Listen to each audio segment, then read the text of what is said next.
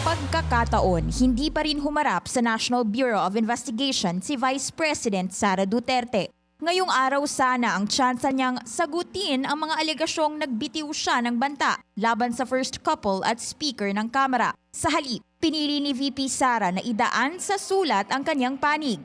Iginiit ng legal team ng VP na walang basehan ng mga paratang na grave threats.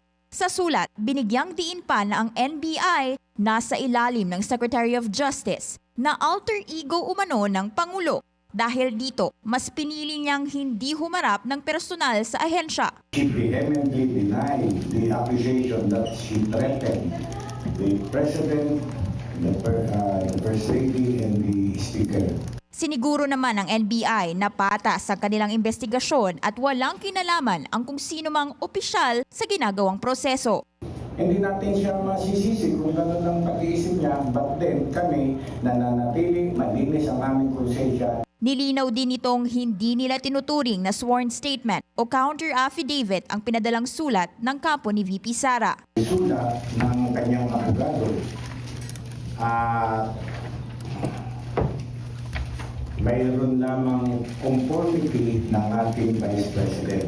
Limitado ngayon ang kanilang kakayahang imbestigahan ang sinabi ni VP Sara na may banta rin umano sa kanyang buhay.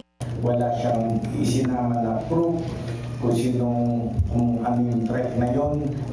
Ipinalit ka lang sa amin na yung sinasabi ko na we will investigate. But then, yung hindi niya pag-appear, hindi siya nakipag-cooperate para malaman namin kung sino nagte-threat sa kanya. Una nang binigyan ng tsansang magpaliwanag si VP Sara noong nakarang buwan. Pero nag-request ito ng reschedule para sa isang congressional hearing. Nakalaunay, kinansila rin ng Kamara para bigyang daan sana ang attendance ng bise sa NBI probe. Sa kabila ng pangalawang no-show, nanindigan ng NBI na tuloy-tuloy pa rin ang kanilang investigasyon. Kita nyo naman, dahil tayo nakakausap tungkol this case, ay talagang pinipilit ko na ipaliwanag sa inyo, sa taong bayan, kay Vice President, that the investigation will be impartial.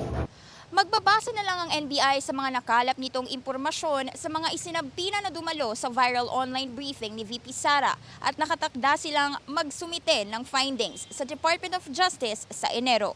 Para sa Agenda, Hannah T, BNC.